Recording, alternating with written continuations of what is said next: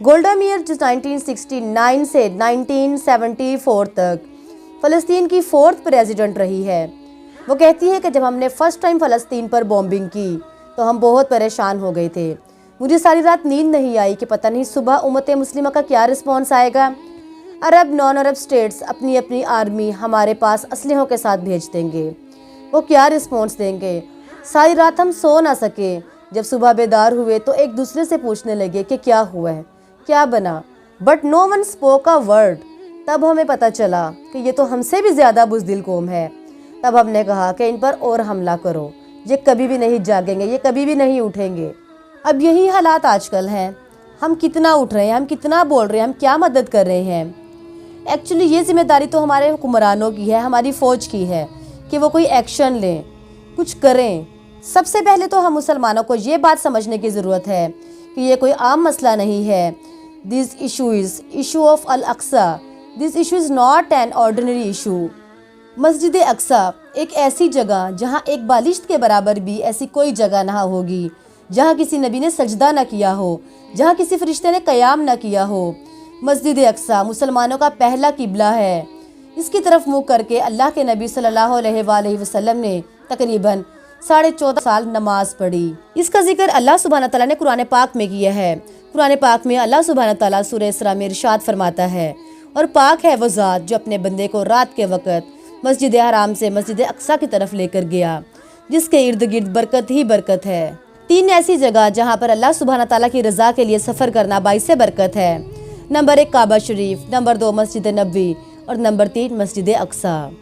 حضرت موسیٰ علیہ السلام کی جب وفات کا وقت نزدیک آیا تو حضرت موسیٰ علیہ السلام نے اللہ سبحانہ تعالیٰ سے کہا کہ مجھے اس جگہ پر موت دینا، مجھے اس بابرکت جگہ پر موت دینا، میں اس بابرکت جگہ پر یا اس کے قریب دفن ہونا چاہتا ہوں۔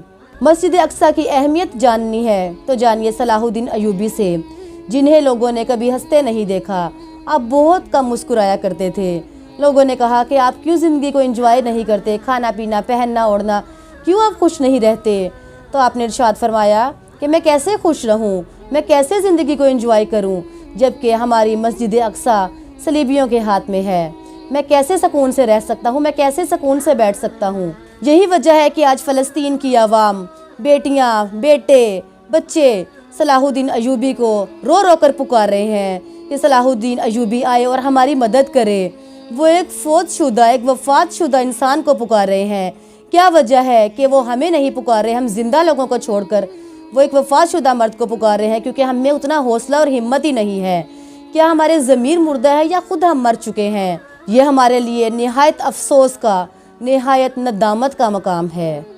خدا را خود بھی جاگیں اور لوگوں کو بھی جگائیں، لوگوں کو بتائیں مسجد اقصی کے بارے میں۔ بہت سے لوگ ایسے جن کو تو اویئرنیس ہی نہیں ہے اس چیز کے بارے میں، ایٹ لیسٹ انہیں بتائیں تو صحیح یہ مسئلہ کیا ہے، مسجد اقصی ہے کیا، ہم مسلمانوں کے نزدیک مسجد اقصی کی اہمیت کیا ہے۔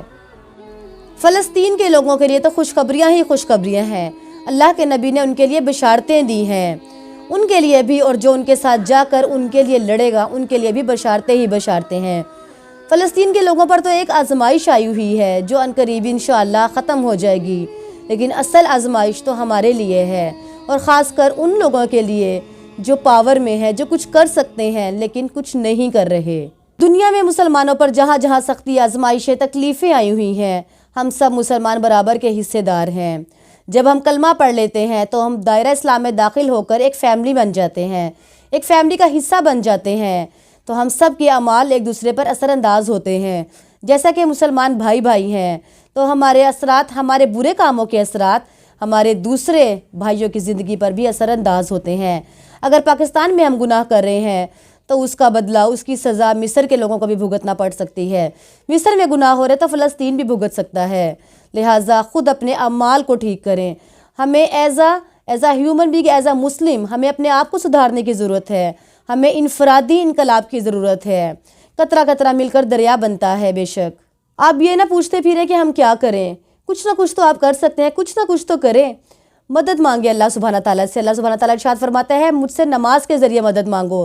اگر نماز نہیں پڑھتے تو نماز پڑھیں، پڑھتے ہیں تو تہجد بھی پڑھیں، رو رو کر اللہ سے دعا کریں، دعا کے ذریعے مدد مانگے اللہ سبحانہ تعالیٰ سے، وہ ضرور سنے گا، ضرور مدد کرے گا۔ پولیٹیکل پریشر ڈالیں لوگوں پر، سوشل میڈیا کے ذریعے پریشرائز کریں، سوشل میڈیا اور پولیٹیکل پریشر یقین مانیں بہت پاور رکھتا ہے۔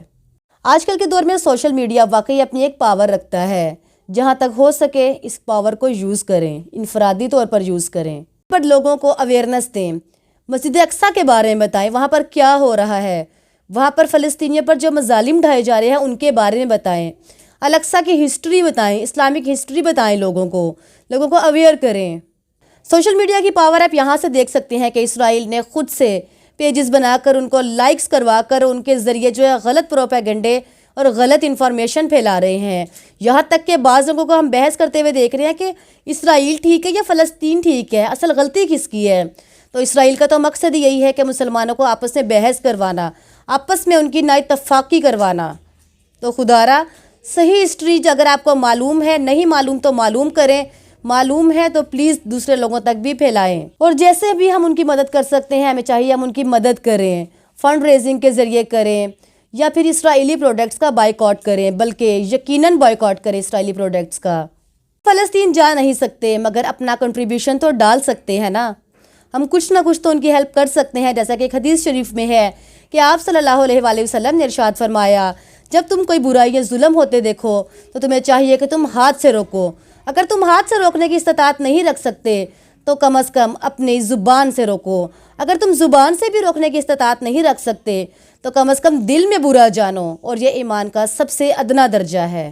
ہم کچھ نہ کچھ تو کر سکتے ہیں نا، تھوڑا بہت تو اپنا حصہ ڈال سکتے ہیں نا، کہ جب کل کو قیامت کے دن ہمارے فلسطینی بہن بھائی آ کر ہمارے غریبانوں کو پکڑیں گے کہ کہاں تھے تم مسلمانوں جب ہم پر ظلم و ستم ڈھائے جا رہے تھے، جب ہمارے بچوں کو اور عورتوں کو ناحق قتل کیا جا رہا تھا تو تم کہاں تھے، تو ہم کچھ تو کہہ سکیں گے نا کہ ہم نے اتنا سا کنٹریبیوشن تو ڈالا تھا، یا کچھ تو ہم اللہ کے سامنے کھڑے ہونے کے قابل تو ہو سکیں گے نا۔ اللہ سبحانہ تعالیٰ ہمیں توفیق دے کہ ہم کچھ کریں، کہ ہم کچھ کر سکیں ان کے لیے۔ اللہ سبحانہ تعالیٰ ہمارے فلسطینی بہن بھائیوں کی مدد فرمائے، ان پر اپنا خاص کرم فرمائے، مسجد اقصیٰ کی حفاظت فرمائے اللہ سبحانہ تعالیٰ۔ آمین ثم آمین۔